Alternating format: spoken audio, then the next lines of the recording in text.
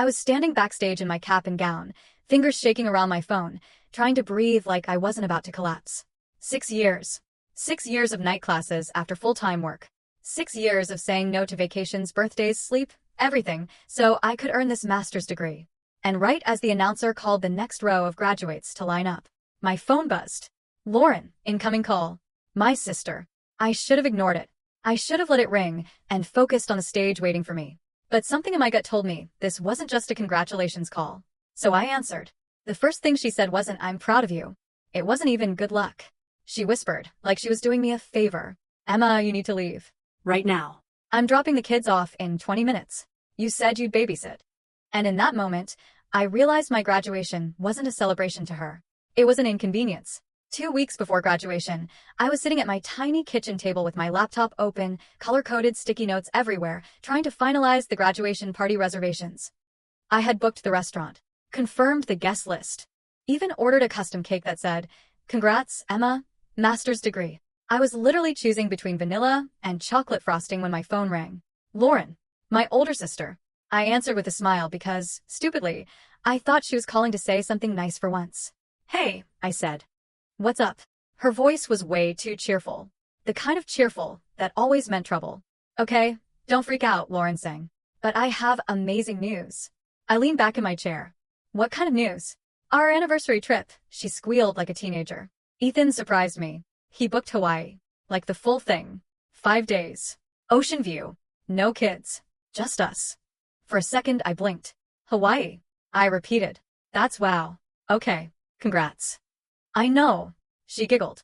"And it's perfect because you're going to watch the kids." My smile froze.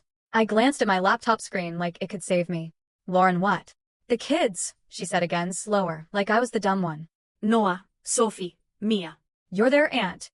It's time you step up." My stomach tightened. "Lauren, I'm not available. My graduation is that weekend." There was a pause, then she laughed. Not a little laugh either. A full, dismissive laugh. "Oh my God, Emma," she said. "You're still doing the graduation thing?" I felt heat crawl up my neck. "It's my master's ceremony." "And," she snapped, "you can walk in December. It's literally just a walk across the stage." I gripped my phone harder. "December isn't my ceremony. I've been planning this for months. Grandma already booked her flight." Lauren sighed dramatically, like I was inconveniencing her with my life. "Emma," she said, voice sharp now, "Hawaii tickets are non-refundable. Do you know how expensive that was?" "Then why would you book it?" I started. "Because it's our anniversary," she cut in. "And unlike your little school thing, my marriage actually matters." That hit like a slap. "My little school thing?" I repeated, voice shaking. "Lauren, I worked 6 years for this. I went to class at night after working full-time. I earned it. And I earned a break," she shot back. "Do you have any idea what it's like raising 3 kids?" I swallowed, trying to stay calm. "I'm not saying you don't deserve a break. I'm saying you don't get to demand I skip the biggest day of my life." Her tone changed, cold, judging. "You are such an attention seeker," she said. I actually laughed. Not because it was funny. Because I couldn't believe she'd said it out loud. "You want the hat and gown, and people clapping like you're some hero," Lauren continued. "Real adults don't need ceremonies to feel accomplished." I stared at the wall, breathing hard. And deep down, a memory surfaced. Because this wasn't the first time she'd done this to me. Not even close. I wish I could say Lauren's words shocked me. But the truth is they didn't. They just confirmed something I'd been trying not to admit for years. Lauren didn't see my life as mine. She saw it as flexible. Something she could bend whenever she wanted, like my plans were made of paper and her needs were made of stone. I stayed on the phone, silent for a few seconds too long, and Lauren took that silence as victory. "Good," she said, smug. "So we're agreed. I'll drop them off Friday night." That snapped me back. "We're not agreed," I said slowly. "I said I'm not available." Lauren made an irritated noise. "Why are you making this so hard?" "Because you always make it hard," I almost screamed.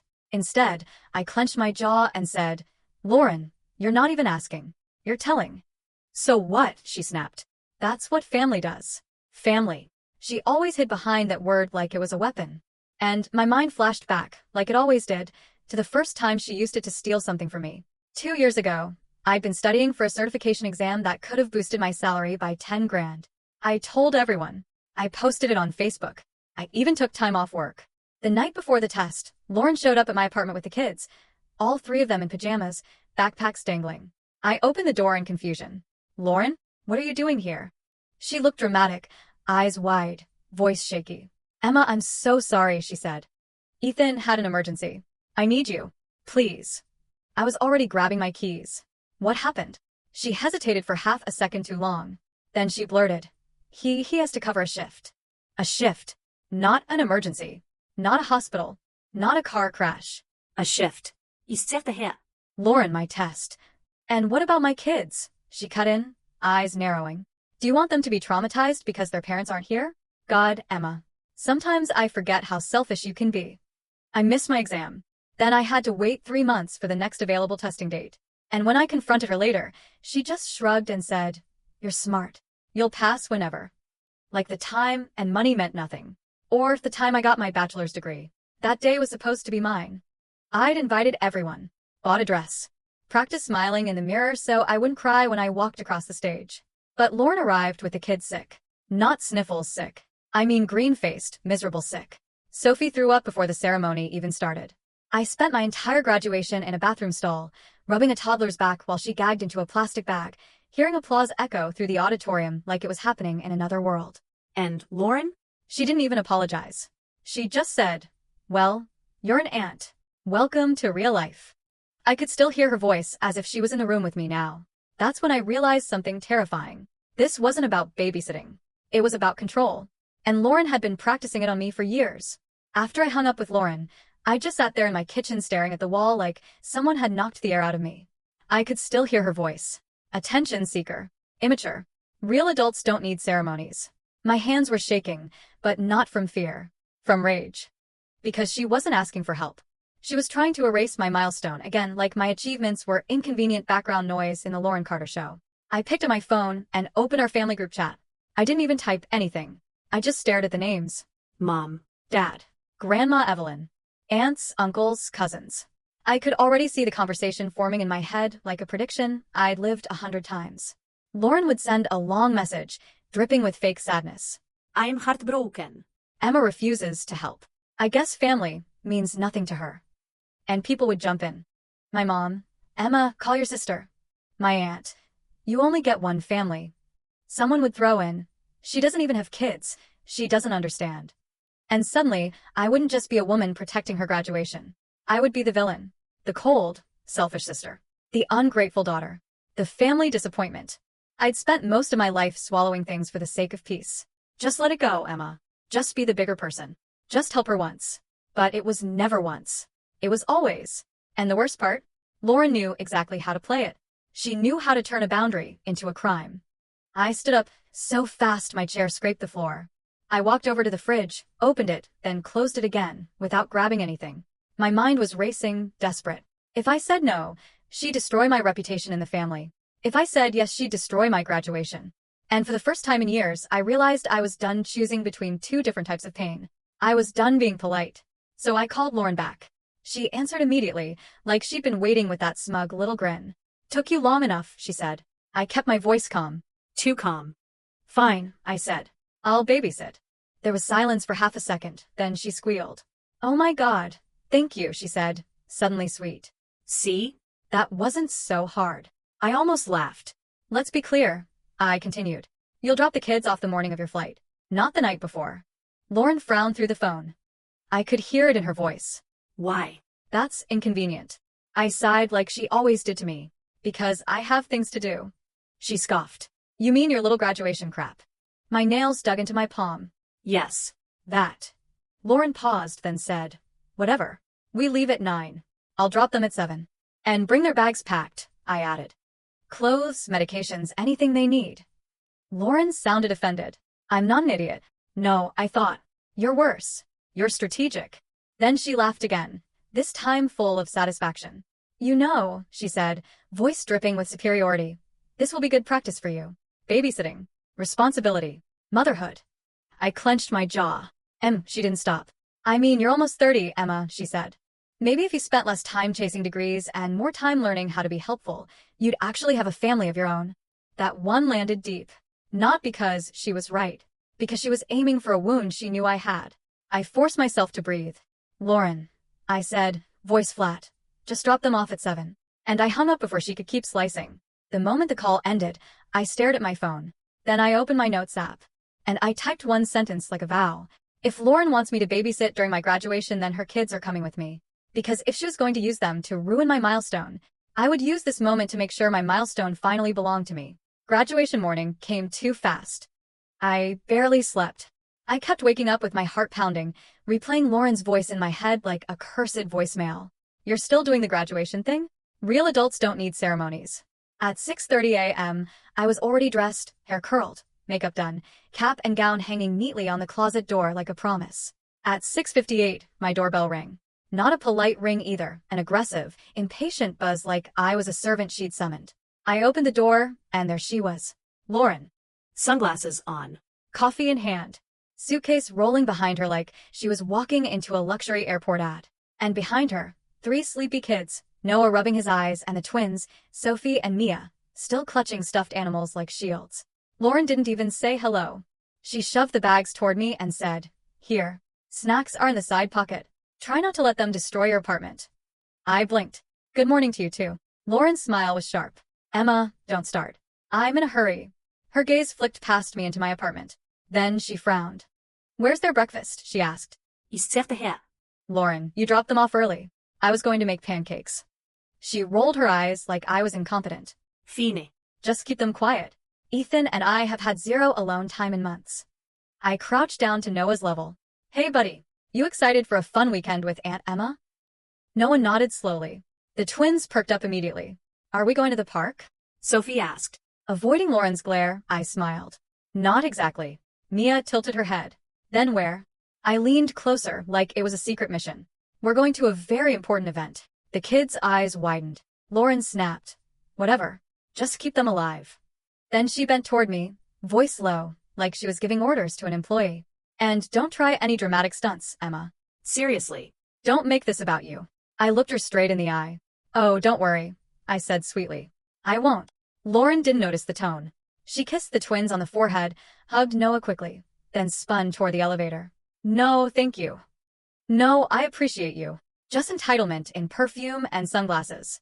The second the elevator doors closed, my apartment went quiet. Then Noah asked, "Aunt Emma, are you okay?" That hit me so unexpectedly my throat tightened. I forced a smile. I'm okay. "I'm just excited." Because I was. Not nervous excited. Not scared excited.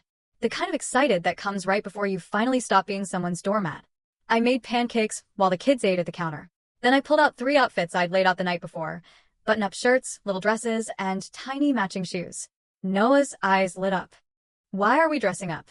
"Because," I said, handing him his shirt, "today is special." The twins bounced. "Like a party?" "Better," I said, slipping Sophie's hair into a neat little bow.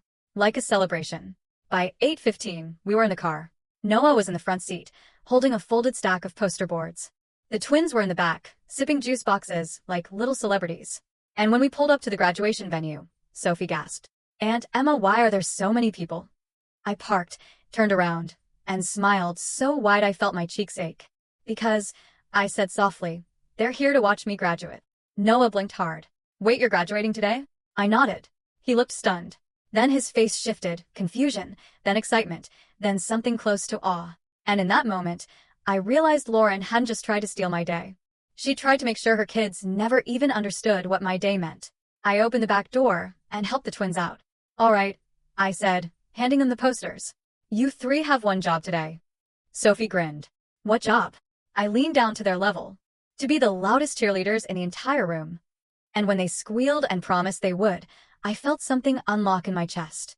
Lauren wanted me to disappear. So I decided I'd shine so bright she'd never be able to dim me again. The auditorium was packed.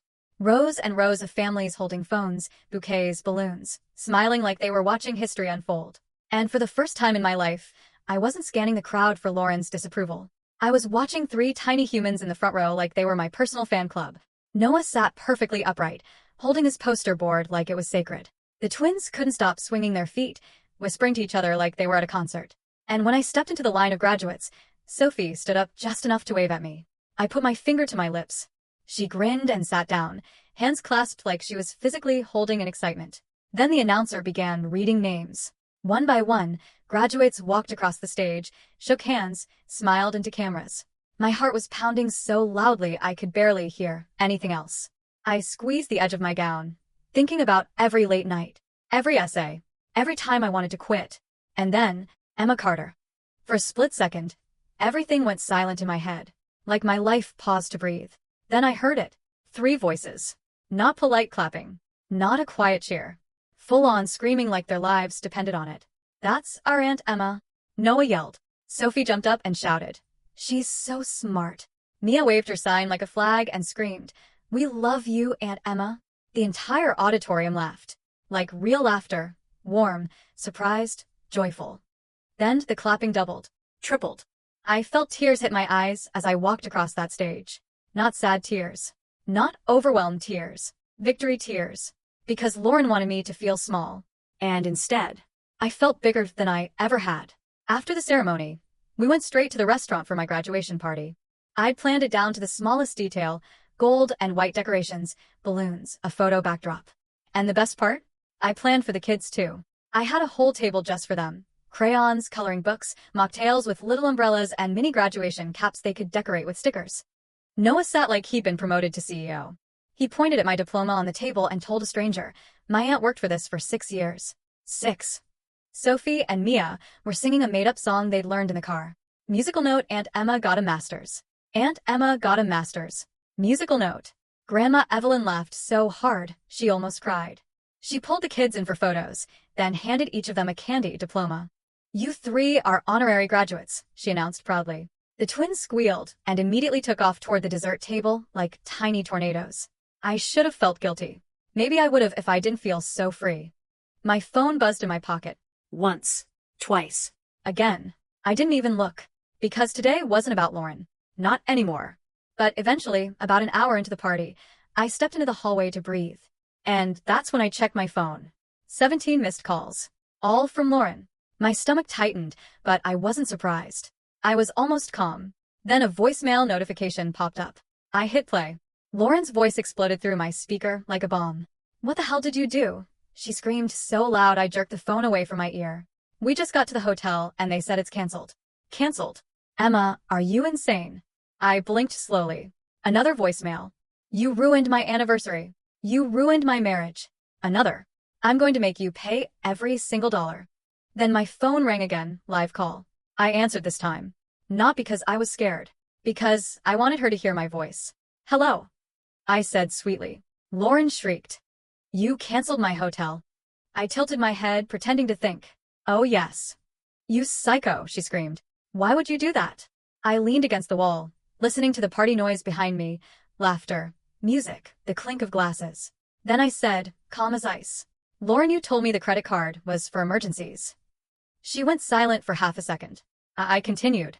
"And in my opinion, your kids attending their aunt's graduation, after you tried to steal that moment from me, was absolutely an emergency." Lauren's breathing turned ragged. Then she hissed, "You're dead. Do you hear me? When I get back." "Careful." I cut in, voice dropping. "Threats don't look good in screenshots." That made her stop. Just for a moment. Then she screamed again. But I didn't hear most of it. Because I hung up.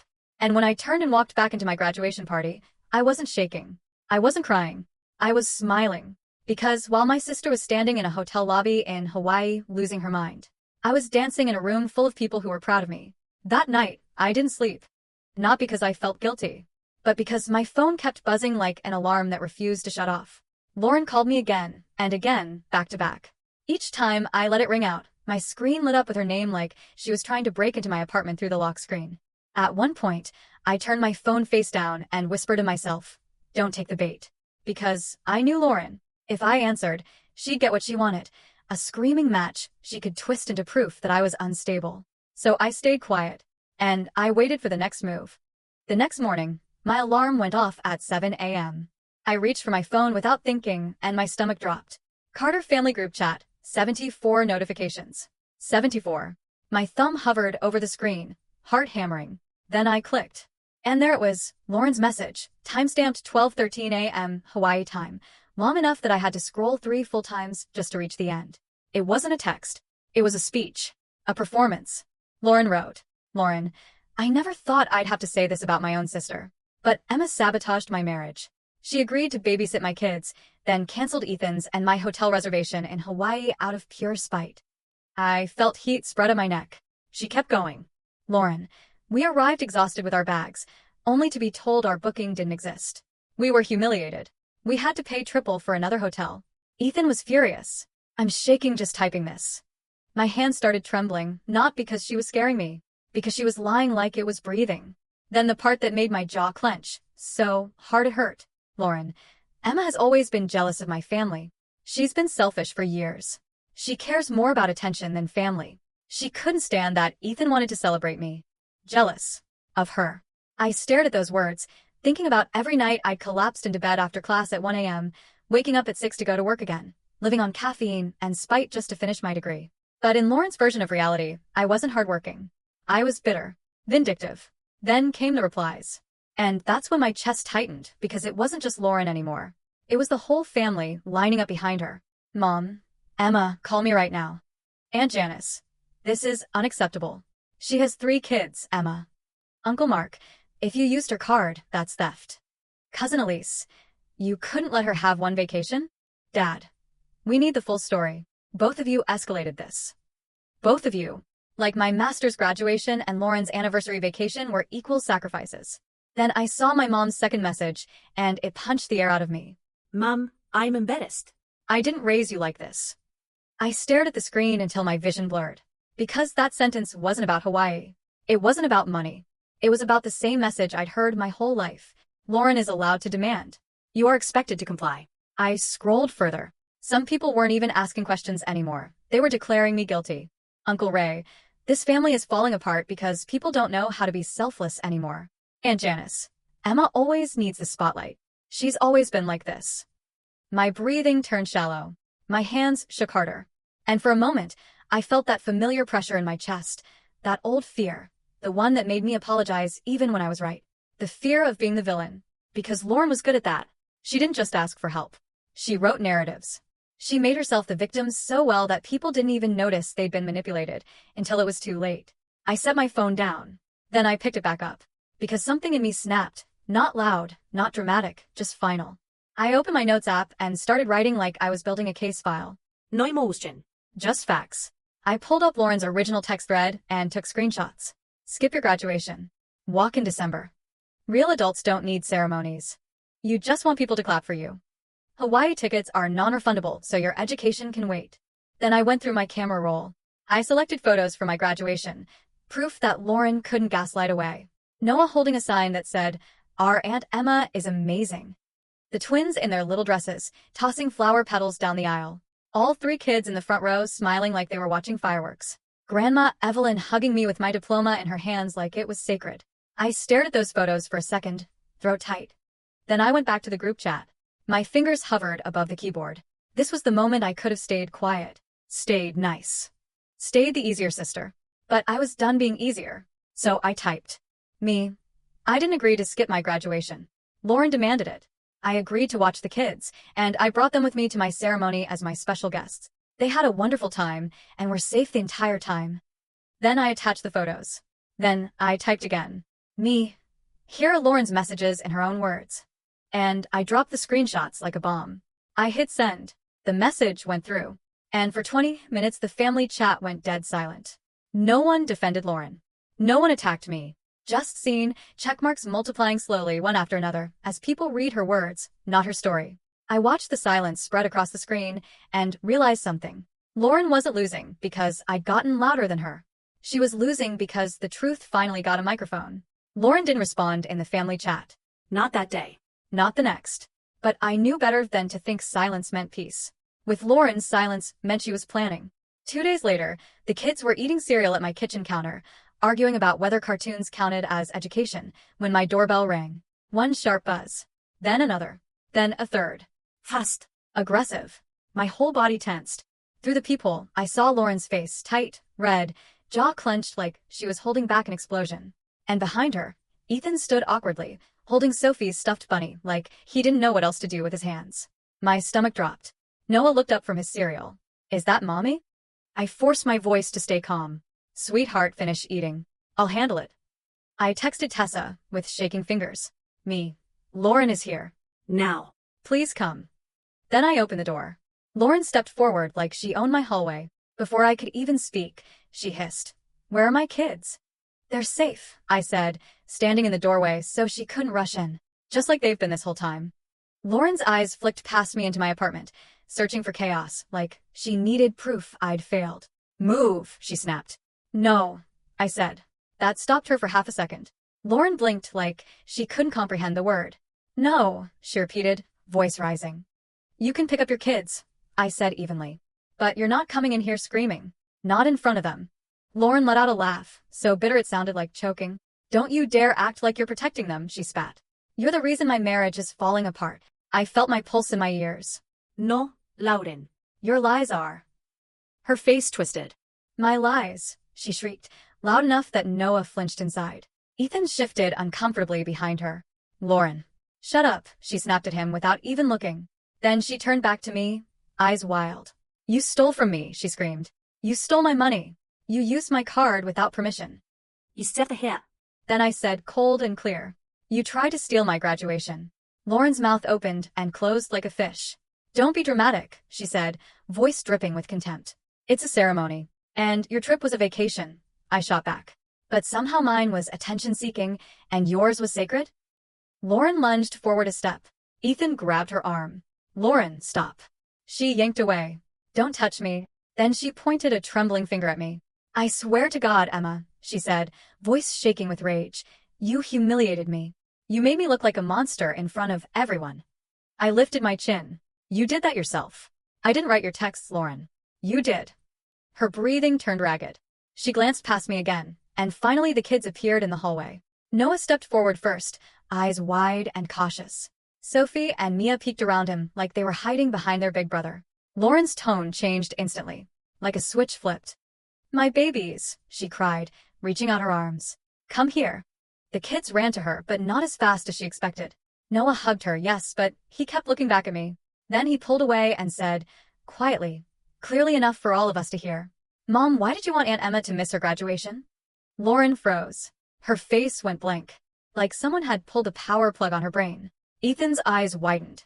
I felt my throat tighten. Noah wasn't accusing. He wasn't yelling. He sounded genuinely confused, like a child trying to understand something that didn't make sense in his world. Lauren swallowed hard. Then she snapped, too fast, too sharp, "Because family comes first." Noah frowned. "But Aunt Emma is family too." That sentence hung in the air like a blade. Lauren's lips trembled. She looked like she wanted to scream again, at me, at Noah, at the universe. But she couldn't. Not with her own son staring at her like that. Not with Ethan watching. Not with the truth standing in the doorway. Right then, Tessa's voice echoed from the stairwell. "Emma?" Lauren turned her head and saw my best friend walking up, phone in hand, eyes locked on her like a witness in court. Lauren's shoulders stiffened. And for the first time since this started, she realized she wasn't controlling the story anymore. Lauren left with the kids 15 minutes later. Not storming. Not screaming. Just tight-lipped and silent. Ethan mouthed a quiet, "I'm sorry," as they walked past me, and Noah turned back once more to wave. Sophie and Mia followed, clutching their backpacks, already arguing about who got the window seat. The door closed, and just like that, it was over. I slid down against the wall, knees to my chest, and for the first time since graduation day, I let myself cry. Not loud, not dramatic, just exhausted tears. Tessa sat beside me and wrapped an arm around my shoulders. "You didn't do anything wrong," she said softly. "She's just mad she couldn't control you anymore." Later that night, Grandma Evelyn called. Her voice was calm, steady, like someone who had seen this pattern long before I ever did. "She's been doing this her whole life," Grandma said. "Expecting the world to bend so she doesn't have to. I'm proud of you for finally saying no." My mom called the next day. Her tone was different. Quieter. "I should have protected you more," she admitted. "I shouldn't have made you the one who always gave in." Lauren didn't apologize. Not really. But she stopped demanding. And that was enough for me. Because my graduation wasn't just about a degree. It was the day I chose myself. The day I stopped shrinking my milestones to make someone else comfortable. And the day I learned something I wish I'd known years ago. Family doesn't mean sacrificing your life, so someone else never has to compromise. Sometimes, loving yourself is the bravest thing you can do. And sometimes it changes everything.